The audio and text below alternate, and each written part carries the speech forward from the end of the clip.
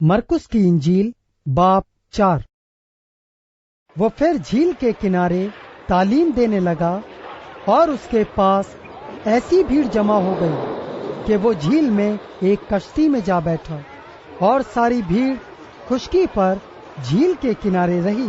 और वो उनको तमसीलों में बहुत सी बातें सिखाने लगा और अपनी तालीम में उनसे कहा, सुनो, देखो, एक बोने वाला बीज बोने निकला और बोते वक्त यूं हुआ कि कुछ राह के किनारे गिरा और परिंदों ने आकर उसे चुग लिया, और कुछ पथरीली जमीन पर गिरा जहां उसे बहुत मिट्टी न मिली, और गहरी मिट्टी न मिलने के सबब से जल्द उगाया, और जब सूरज निकला तो जल गया, और जड़ न होने के सबब से सूख गया।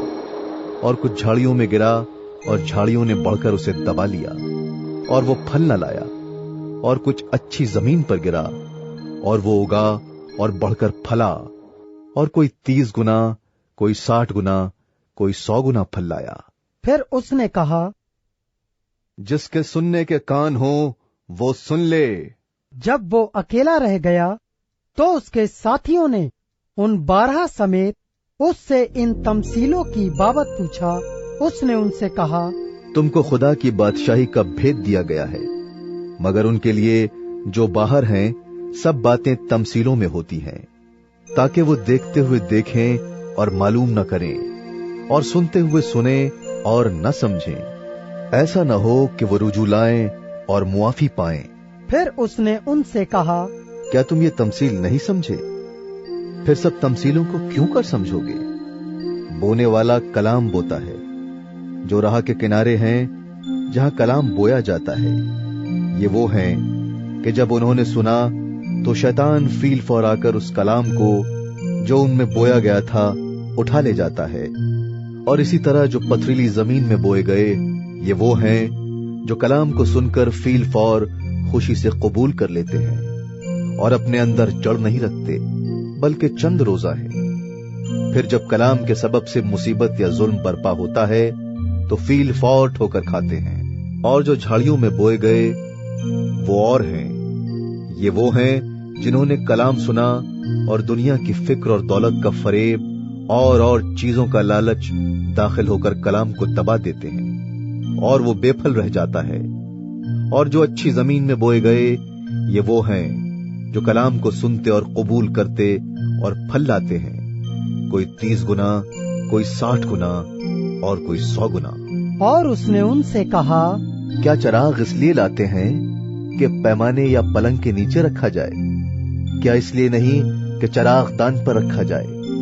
क्योंकि कोई चीज छिपी नहीं, मगर इसलिए कि जाहिर हो जाए, और पोशीदा नहीं हुई मगर इसलिए कि ज़हूर में आए।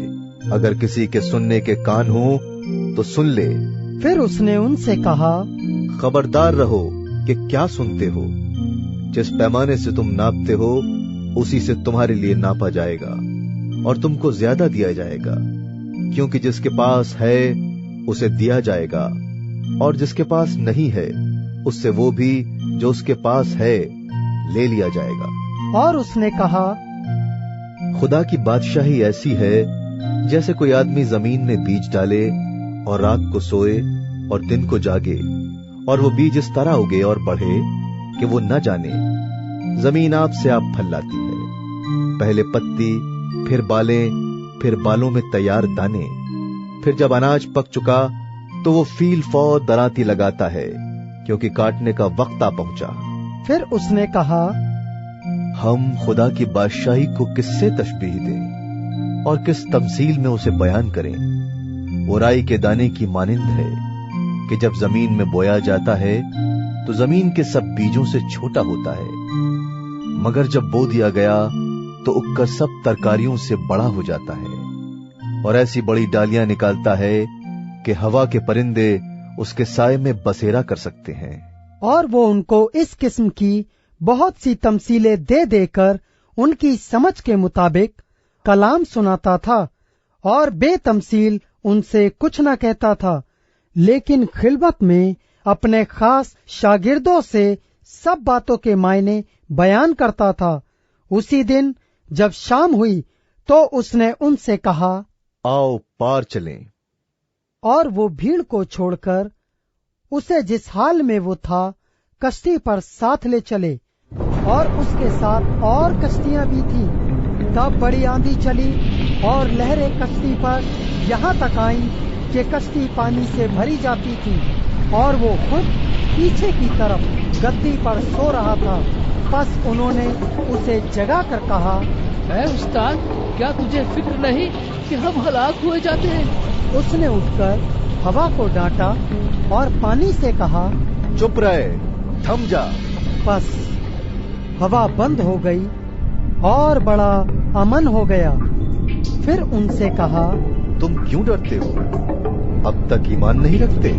और वो निहायत डर गए और आपस में कहने लगे, ये कौन है कि हवा और पानी भी उसका हुक्म मानते हैं?